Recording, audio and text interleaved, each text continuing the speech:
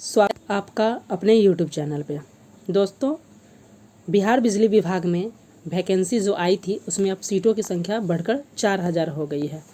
यानी Bihar state power holding corporation limited में जो पहले 2600 पदों पे वैकेंसी आई थी, अब इस संख्या को बढ़कर कितना हो गया, लगभग आप देख सकते हैं 4016 हो गया है।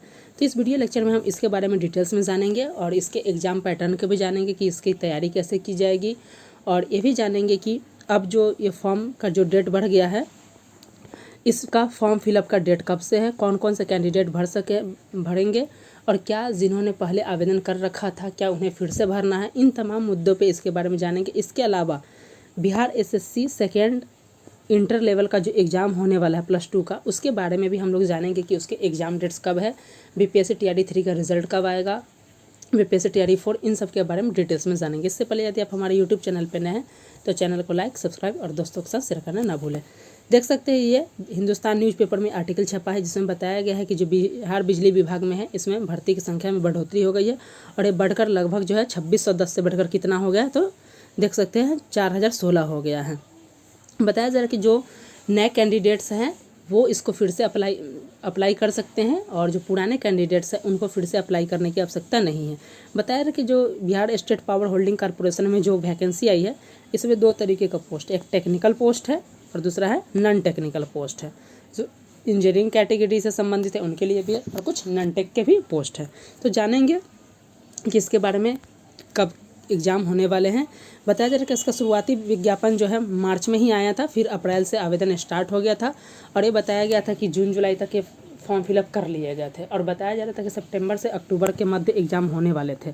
लेकिन अब इसके एग्ज़ाम में आपको डिले देखने को मिलेगा क्योंकि देख सकते हैं इसका फॉर्म फिलअप जो होगा 1 अक्टूबर से स्टार्ट होगा और 15 अक्टूबर तक भरे जाएंगे। तो ऐसे में अक्टूबर में होने की तो संभावना नहीं है। तो इन तमाम मुद्दों को हम लोग आगे देखेंगे।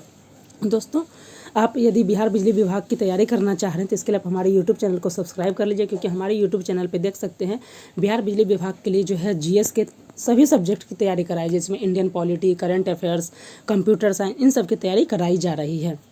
इसके अलावा आप देख सकते हैं बीपीएससी टीआरई 4, 70वीं BPSC, Bihar SSC GL, railway, technician, JE, सभी की तैयारी हमारे यूट्यूब चैनल पे कराई जा रही है। और देख सकते हैं अब तक हमने किन किन सब्जेक्ट को कवर किया, तो जिनमें देख सकते हैं करंट अफेयर्स, जिसमें जनवरी से लेकर अगस्त तक के बिहार स्पेशल भी और सेंट्रल और इंटरनेशनल करंट अफेयर्स को हमने डिस्कस कर लिया है। जनरल साइंस के भी क्लासेस हो रही हैं, इंडियन पॉलिटी के भी क्लासेस हो रही है, Bihar special, Bihar history, Bihar current affairs और बिहार ज्योग्राफी की क्लासेस हो रही है और कंप्यूटर क्लास भी हमारे यूट्यूब चैनल पर चलाई जा रही है। तो यही हमने बताया कि ये अब 1 से 15 अक्टूबर तक क्या किया जाएगा, अप्लाई किया जाएगा। अब बात कर लेते हैं एग्ज़ाम कैसे होगा। तो आपका जो एग्ज़ाम होगा ये सीबीटी मोड में होगा। कैसे होगा? सीबीटी, अर्थात जो होगा ऑनलाइन माध्यम में आपके एग्ज़ाम कंडक्ट कराए जाएंगे। इस पॉइंट को आप याद रखिएगा।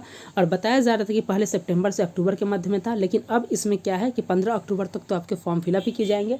तो ऐसे में अक्टूबर में होगा नहीं, नवंबर में भी होने की बहुत ही कम चांसेस है। क्योंकि आप अब यहाँ पे ध्यान रखिएगा, बिहार एसएससी वाले जो है 10+2 वाले ध्यान से सुनिएगा कि आपकी एग्ज़ाम जो होने की संभावना है पहले अक्टूबर से दिसंबर होने की संभावना थी। अब ऐसा बताया जा रहा है कि आपका एग्ज़ाम जो है 5 नवंबर से में भी स्टार्ट होने की संभावना है। तो ऐसी स्थिति में बिहार स्टेट पावर होल्डिंग की बात किया जाए तो इसके नवंबर में भी होने की संभावना बहुत कम है। क्यों? क्योंकि आपको पता है कि बिहार एसएससी में लगभग 25 लाख से अधिक लोगों का एग्ज़ाम होने वाला है, जिसका लंबे समय तक एग्ज़ाम चलेगा। तो इस स्थिति में आपकी एग्ज़ाम जो है या तो दिसंबर लास्ट में या जनवरी में भी जा सकते हैं, उससे भी ज़्यादा आपको वेरी कर सकता है ये डेट। नेक्स्ट, इसके अलावा आप देख सकते हैं कि आयोग के साइट पर जाकर देख सकते हैं। अब हम लोग थोड़ा इसे जूम करके देख लेते हैं कि कुल कितने पदों पे वैकेंसी आई और किन किन पदों के लिए ये बढ़ाएगा। तो देख सकते हैं कि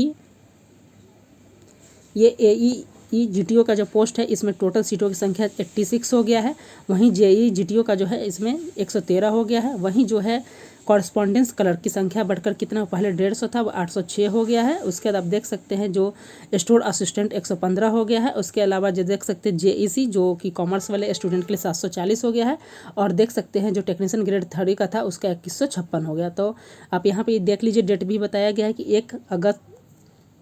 1 अक्टूबर से 15 अक्टूबर तक आपके फॉर्म फिलअप किए जाएंगे। अब इसका देख लेते हैं हम लोग डिटेल्स में के लिए कि किन किन पदों पे कितनी वैकेंसी बढ़ी है और आपको इसके लिए क्या एलिजिबिलिटी क्राइटेरिया यानी कि शैक्षिक योग्यता क्या है। तो जो टेक्नीशियन ग्रेड की संख्या यहाँ पे आप ध्यान से देखिए, ये बताया जा रहा है कि पहले जो 2000 पदों पे वैकेंसी आई थी, 1 मिनट, अब इसकी संख्या बढ़कर 2156 हो गया और इसके लिए विज्ञापन संख्या 5/2024 में इसके बारे में डिटेल्स में बताया गया है। इसके लिए योग्यता जो है 10वीं पास होना चाहिए। उसके अलावा आपको क्या है कि 2 वर्षीय ITI या डिप्लोमा आपने किया हो इलेक्ट्रीशियन से। उसके बाद एज जो 18 से 37 होना चाहिए। वही नेक्स्ट बात किया जाए कॉरेस्पॉन्डेंस क्लर्क, जिसकी संख्या पहले जो आया था देख सकते हैं विज्ञापन संख्या 3/2024 है, 150 पोस्ट था, जिसकी संख्या बढ़कर अब 806 हो गया है।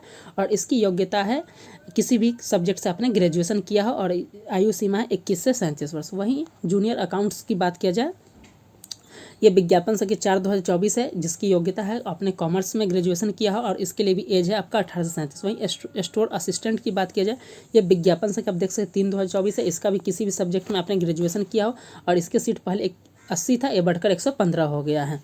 वहीं junior electrical engineer JEE GTO का बात किया जाए तो पहले 40 था पद, ये बढ़कर 113 हो गया है। और इसके लिए आपका योग्यता जो होना चाहिए क्या है, इलेक्ट्रिकल इंजीनियरिंग में आपका डिप्लोमा होना चाहिए, इंजीनियरिंग आपने किया हो। असिस्टेंट जो एग्जीक्यूटिव इंजीनियर है, इसके लिए जो बताया जा रहा है कि आपका जो है 40 पद था, इसको बढ़कर आपको 86 कर दिया गया। और इसमें बताया जा रहा है कि आपका जो है कम से कम आपने 60% के साथ आपने बीटेक किया हो, वो भी इलेक्ट्रिकल इंजीनियरिंग में। और इसके साथ साथ आपको बताया जा रहा है कि जो BC EBC कैटेगरी उनको जो छूट दिया जाएगा। यहाँ पर ध्यान रखिएगा जो JEE इलेक्ट्रिकल के थे, इसके लिए जो योग्यता है यहाँ पे ध्यान रखिए इलेक्ट्रिकल इंजीनियरिंग में डिप्लोमा होना चाहिए। नेक्स्ट आप देख लेते हैं कि चयन प्रक्रिया कैसे है। तो इसके लिए एक ही एग्जाम होने वाला है, ऐसा अभी तक बताया जा रहा है कि लिखित परीक्षा होगा, उसके बाद आपके जो क्वालिफाइंग कर जाएंगे उसका रिजल्ट हो जाएगा। उसके बाद बताया जा रहा है इसके लिए मिनिमम क्वालिफिकेशन, कई लोगों का प्रश्न था कि कितने मिनिमम क्वालिफिकेशन लाने होंगे। तो इसमें बताया जा रहा है कि आपका जो है जो जनरल कैटेगरी उन्हें 40 नंबर लाना होगा, BC कैटेगरी के लिए 36.5% की बात किया जा रहा है, 100 में इतना आपको लाना होगा। EBC के लिए 34, SC ST और महिला के लिए 32 लाना पड़ेगा। वही आवेदन की फ़ीस की बात किया जाए, कई लोगों के मन में था कि नेगेटिव है कि नहीं, तो पिछले बार कई जो हुए थे उनमें नेगेटिव का प्रावधान नहीं देखने को मिला। तो ये आवेदन की फ़ीस की बात की जाए तो ये जनरल EBC BC कैटेगरी के लिए जितने भी कैंडिडेट उनको 1500 रुपये लगने वाले हैं और SC ST दिव्यांग सभी वर्ग की महिलाओं के लिए कितना है, ऐसा बताया जाए कि 375 लगने वाले हैं। उसके बाद आप देख लेते हैं बिहार से रिलेटेड कुछ लेटेस्ट एग्जाम के अपडेट के बारे में देख लेते हैं। तो आप देख सकते हैं कि BPSC TRD 3 एग्जाम के रिजल्ट की बात किया जाए तो ये अब सितंबर में पहले संभावित था, अब यहाँ पे बढ़कर आपको अक्टूबर में देखने को मिल सकता है। रोस्टर क्लियरेंस की वजह से क्या है कि आपका रिजल्ट आने में देरी हो रहा है। 70वीं BPSC का नोटिफिकेशन आ गया है और इसके प्रीलिम्स की एग्जाम 17 नवंबर को होने की संभावना है। उसके बाद बात किया जाए बिहार सिविल कोर्ट जो क्लर्क और प्यून के एग्जाम भी बहुत जल्द होने की संभावना है, इसके लिए भी नोटिफिकेशन जल्द जारी किए जाएंगे।